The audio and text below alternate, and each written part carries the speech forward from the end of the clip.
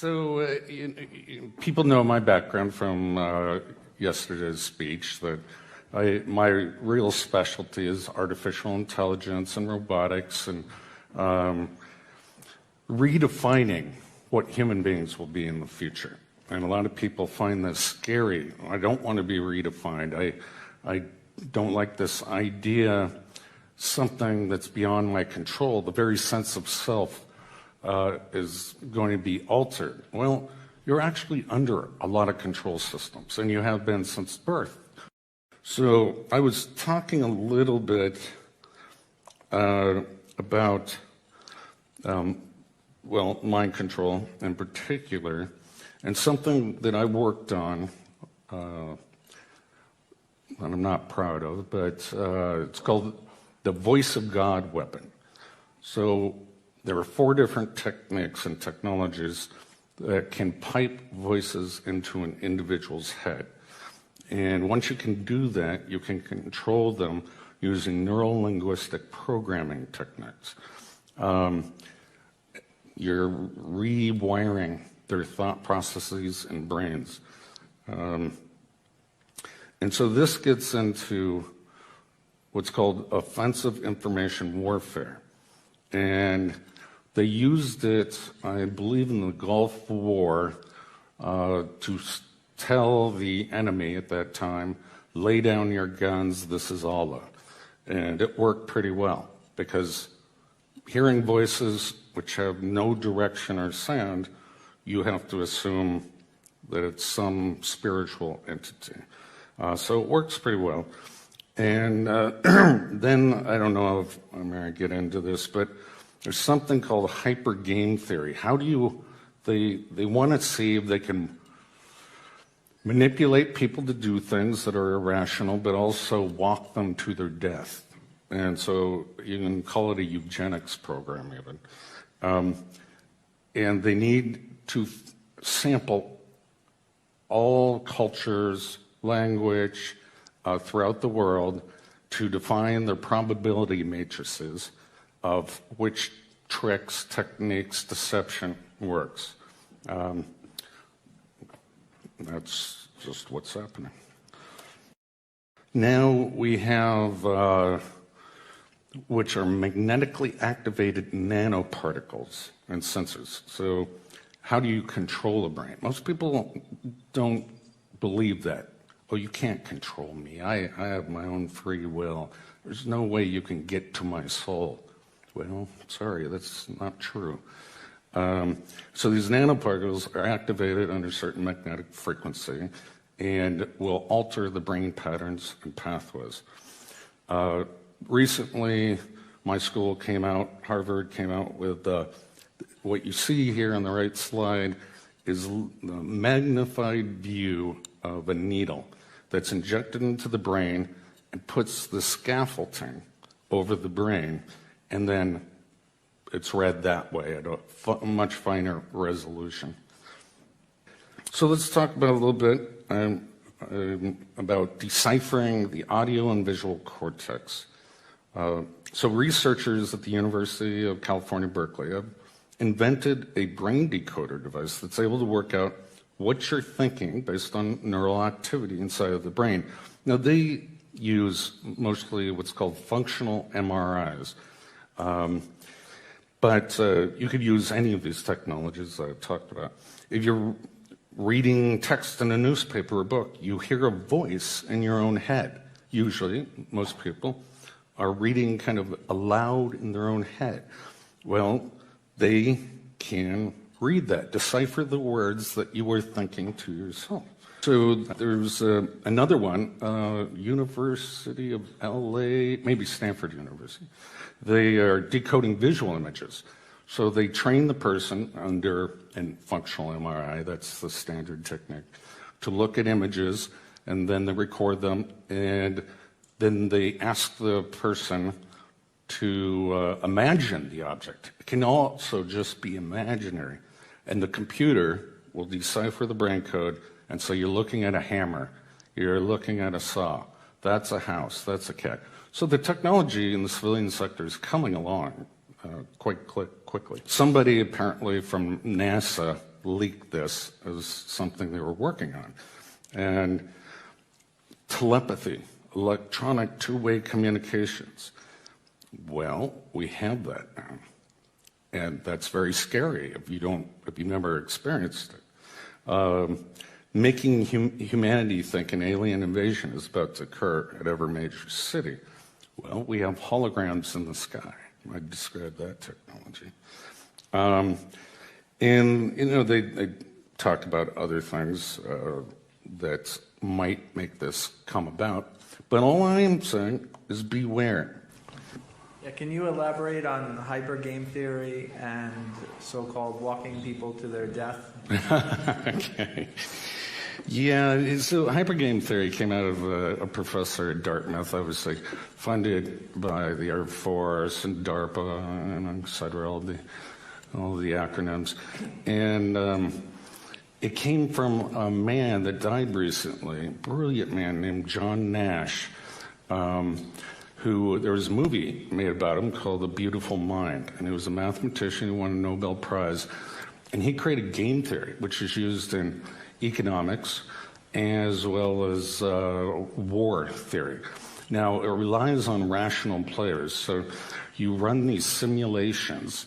What will China do if we make this move? What is the game, the war game going on? Or you can use it in business, similar process.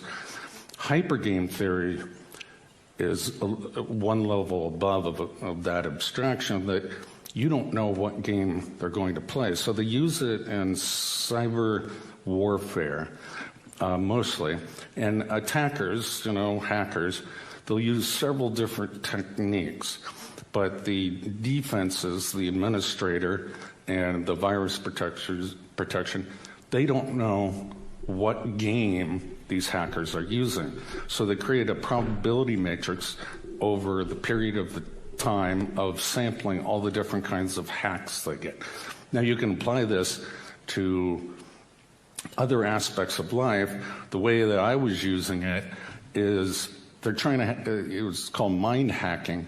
So they're trying to hack a targeted individual, and the targeted individual will create mental defenses as best as they can. They'll go to their social networks. Well, what do? They try to disrupt the social network, so you have no family or friends.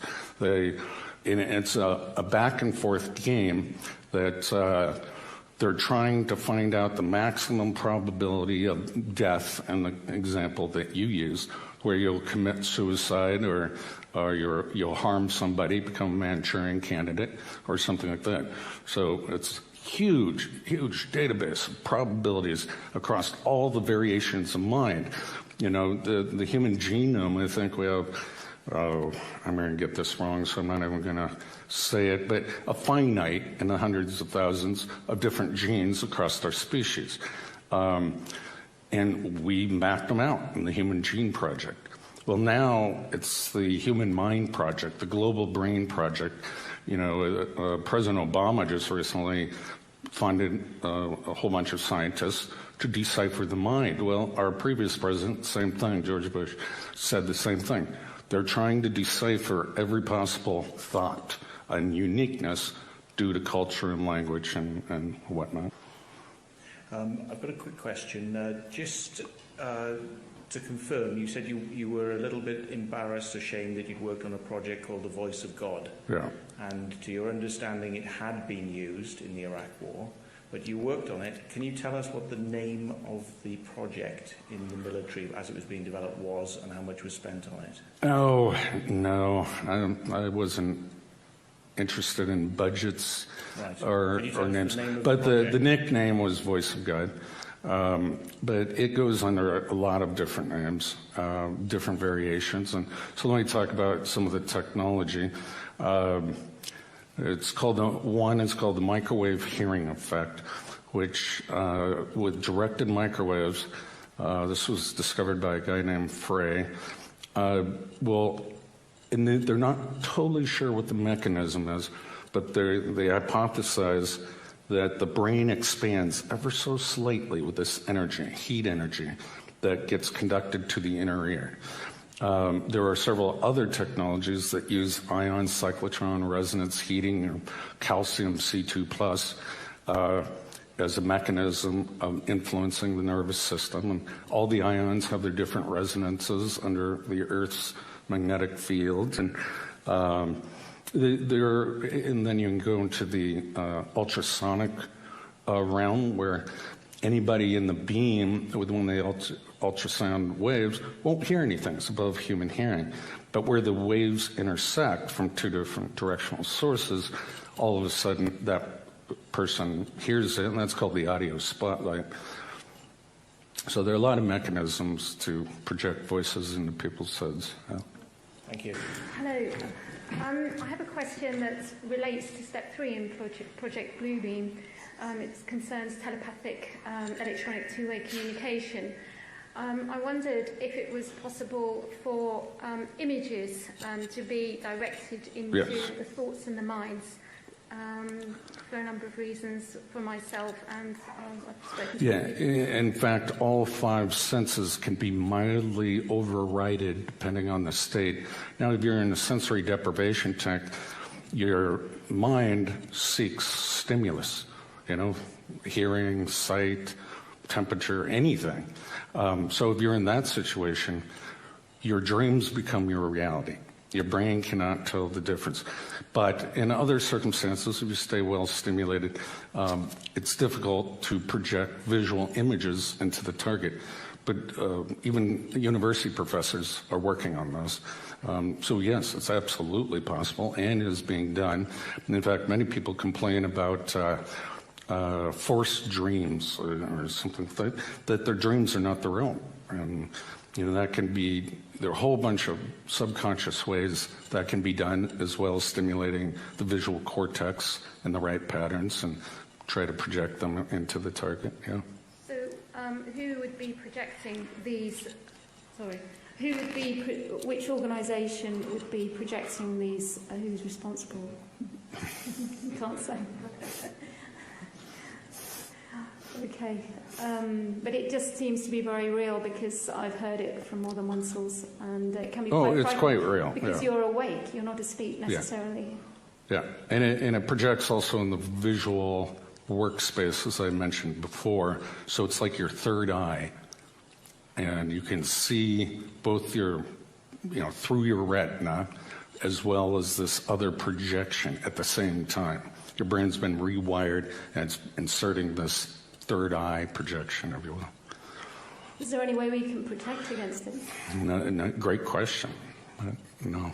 No, you can dampen the effects through stimulating your senses, like music or that kind of thing. And that seems to help. Certain drugs can dampen the effects.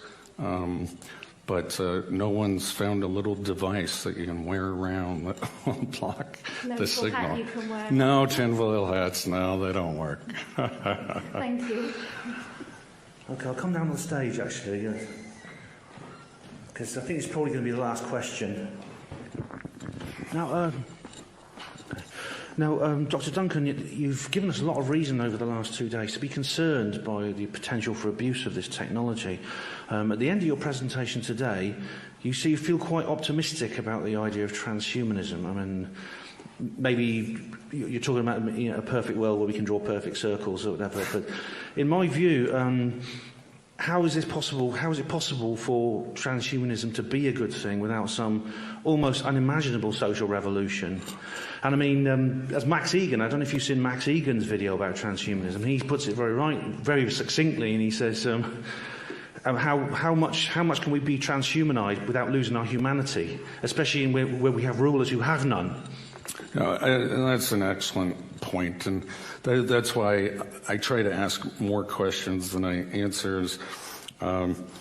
It has to be a social revolution. I mean, that's the only way it could be accepted by society. But this is so gradual within our generations that it will become more and more acceptable. So people walking around with Bluetooth, headsets, Well, now we accept that. They look like the Borg, and so slowly this will eventually be rolled in, and we won't give it another thought. When a child is born, we genetically engineer them, with blue eyes or whatever they.